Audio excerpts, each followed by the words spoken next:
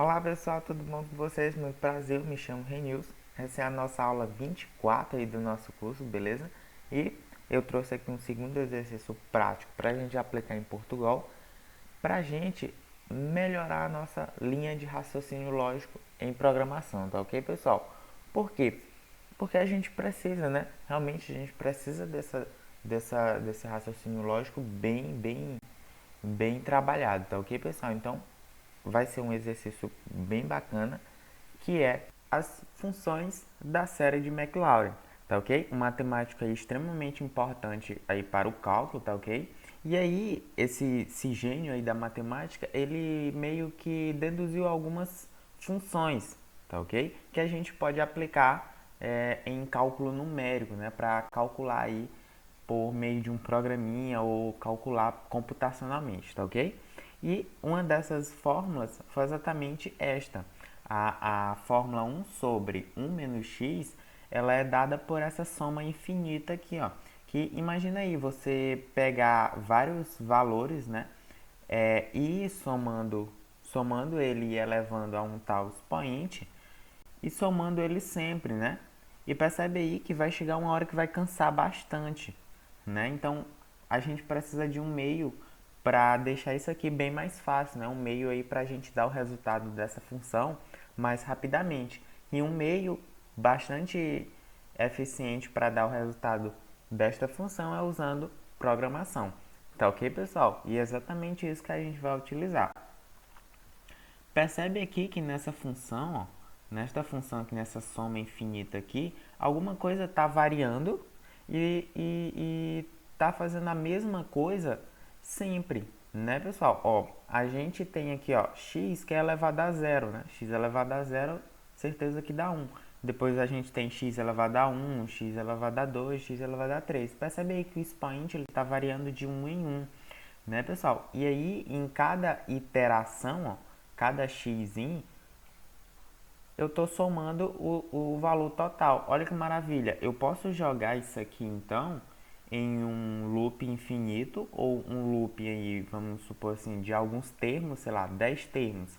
Vamos supor que eu queira calcular os 10 primeiros termos desta função aqui, desta soma infinita. Então, eu coloco o looping para fazer 10 iterações, não é verdade? E ir somando tudo isso aqui e em cada iteração ele fazer o x elevado a i mais 1, tá ok? I elevado ao quadrado, depois o x elevado ao cubo, depois a quarta, tá ok? E basicamente é isso aí que a gente vai aplicar agora, tá ok, pessoal? Então vamos lá exercitar essa nossa lógica de programação que a gente precisa de. Beleza, então pessoal, já abri aqui o nosso Visual G, tá? Eu vou apagar aqui esses comentários e eu vou dar um nome para esse aplicativo aqui de Calculando Funções de Maclaurin. Show de e Calculando Funções de Maclaurin 1, tá? Porque vai ter mais funções aí, viu, pessoal? Então tá. Pra gente começar, a gente sabe que em comentários, né?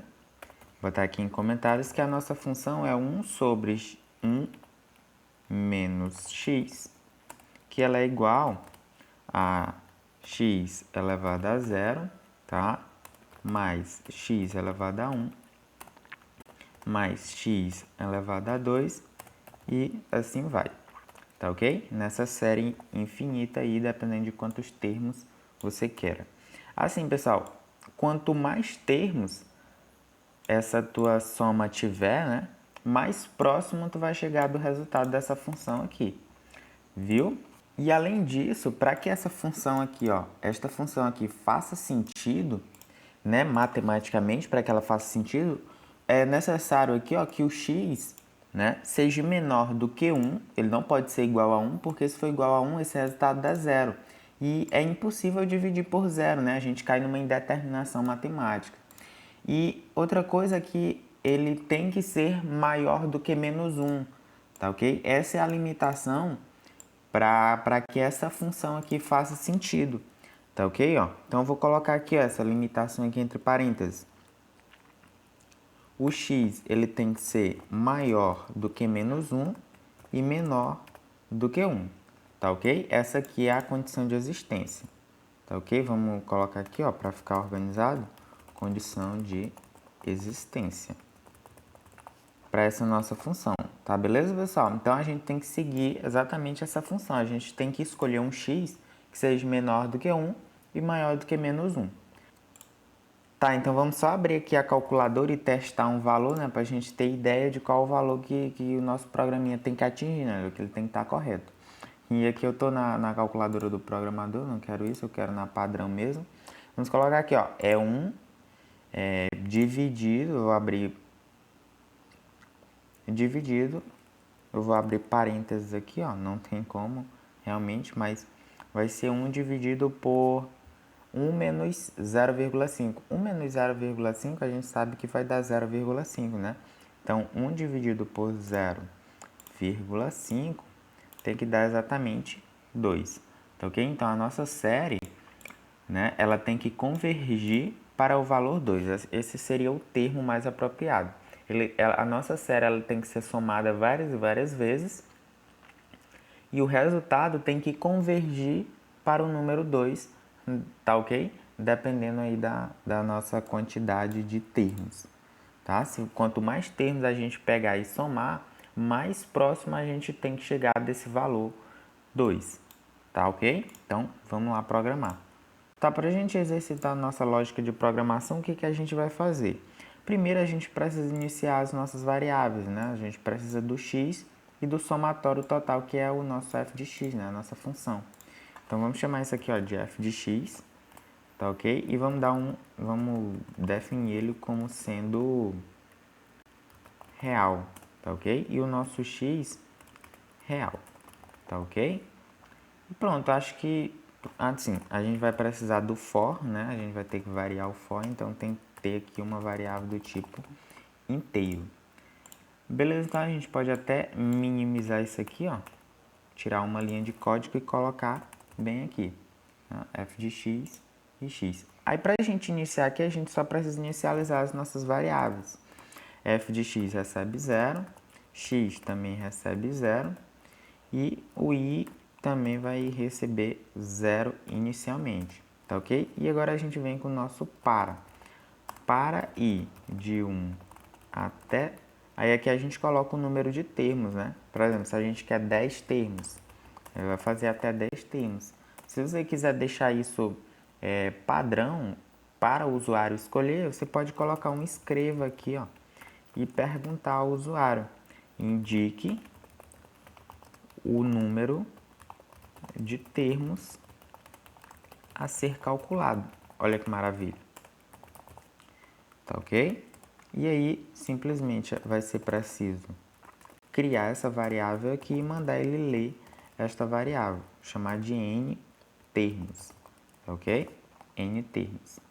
Só n ter para ficar mais legal, tá? Então, vou colocar aqui, ó, n ter, que também vai ser um inteiro, né? Então, a gente coloca aqui, ó, n ter, que é até esse valor aqui que ele quer que a gente calcule, tá? Então, eu vou com o meu fim para, e claro, né, a gente tem que exercitar aqui e colocar alguma coisa aqui dentro do nosso para ele fazer alguma coisa. O que o nosso para vai fazer nesse caso? Inicialmente, a gente precisa fazer esse cálculo aqui, né, pessoal?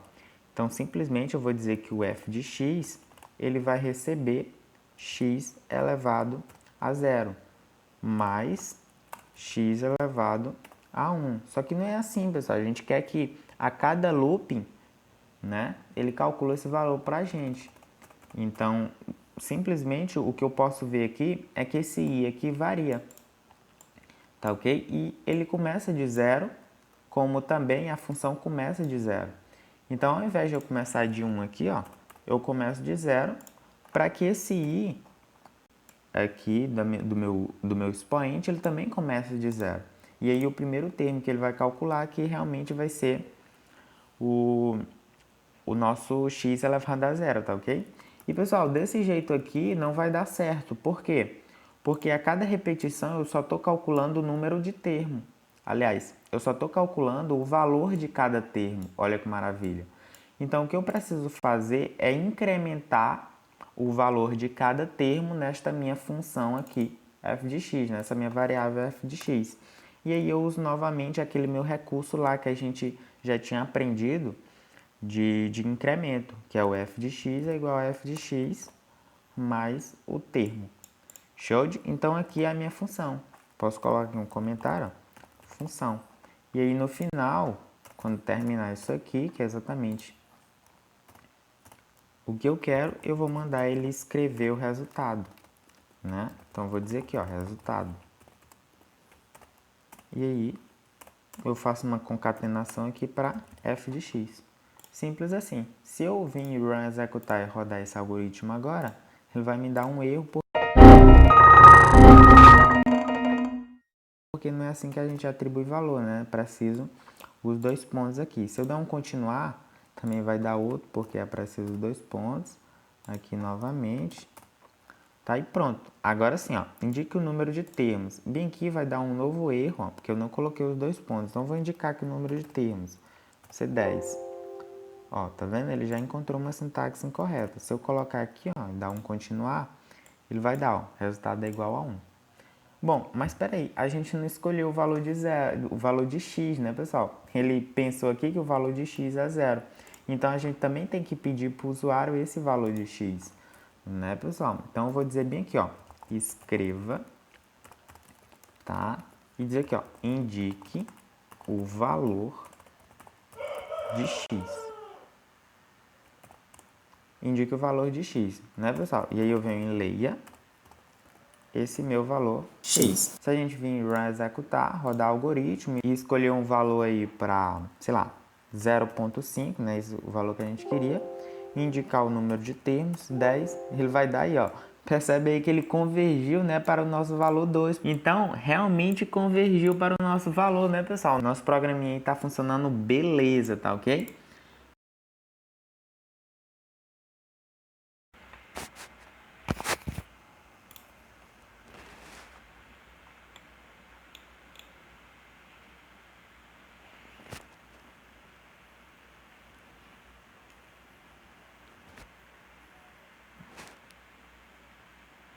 Bom, pessoal, então a gente viu aqui que o nosso programinha está funcionando beleza, ele está com uma aproximação gigantesca do nosso valor real, tá ok? Se a gente vir em run executar e colocar aqui 0,5 e aumentar o número de termos, vamos colocar 20, né? Ó, percebe que ele vai chegar cada vez mais próximo do valor de 2, ó. Agora deu 1,99999. Enfim, tá? Quanto maior o número de termos, mais próximo ele vai chegar do nosso valor, tá? Aí, pessoal, para a gente, por exemplo, verificar o que está acontecendo com esse fx, né, quais são os valores que esse fx está obtendo a cada iteração, a gente pode mandar escrever ou salvar isso em um vetor. Então, vamos salvar isso em um vetor para a gente treinar, né, nossa programação utilizando vetores, tá ok? Então, eu vou colocar aqui, ó, fx values, tá ok? E eu vou dizer que isso aqui, ele é um vetor, presta atenção, ó, o jeito que a gente indica que é um vetor, tá? É um vetor de quantas posições? Ah, pessoal, aí eu vou definir aqui, sei lá, 20 posições para esse vetor, tá ok? Eu tenho que informar o que ele guarda, qual é o tipo de dado que ele vai guardar. Então, vou dizer aqui, ó, de real, tá ok? Ele vai guardar valores reais, tá? Então, para a gente imprimir esse vetor na tela, eu vou usar um para, tá, pessoal? Por quê? Porque basta que eu jogue ele em um loop para ir escrevendo todos os valores de cada posição, né, pessoal? Então, eu vou dizer o seguinte, ó, para i, posso usar a mesma variável sem problemas, 1 até, percebe que agora eu coloquei 1 porque ele começa de 1, tá? Ó, aqui é 1 e ele começa de 1, então tem que começar de 1, né? Para ir de 1 até 20, que é o valor total desse meu vetor, né?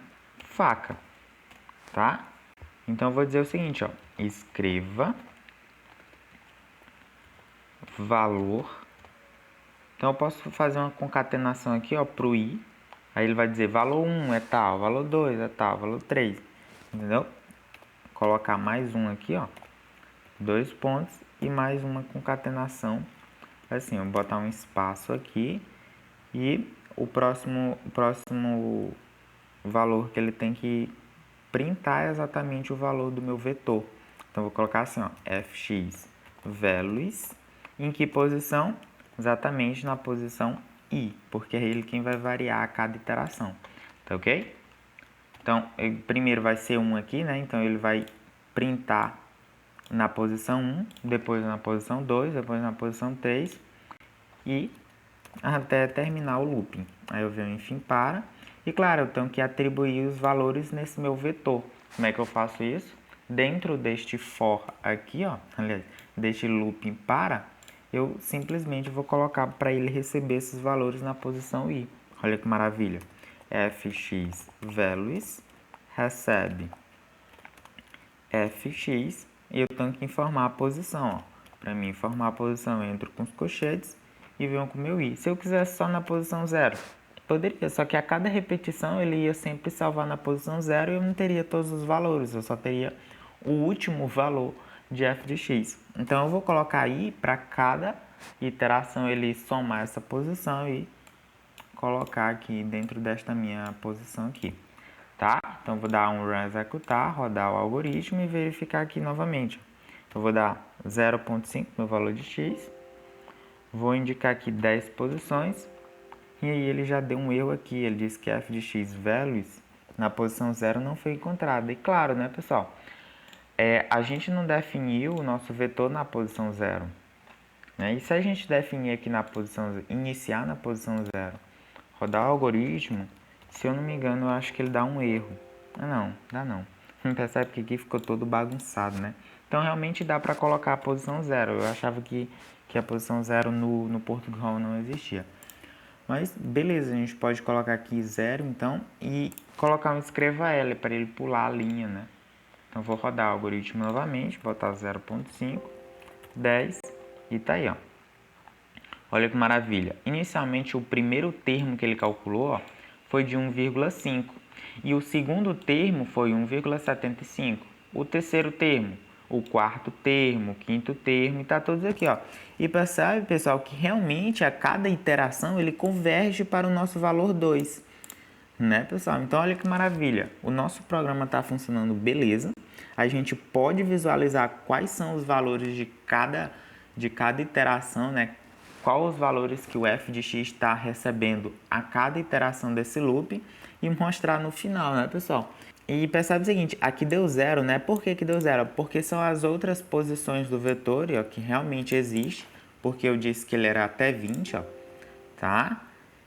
E as outras posições, como eu não atribuí nada lá, né, o Visual G entende por padrão que é um valor 0.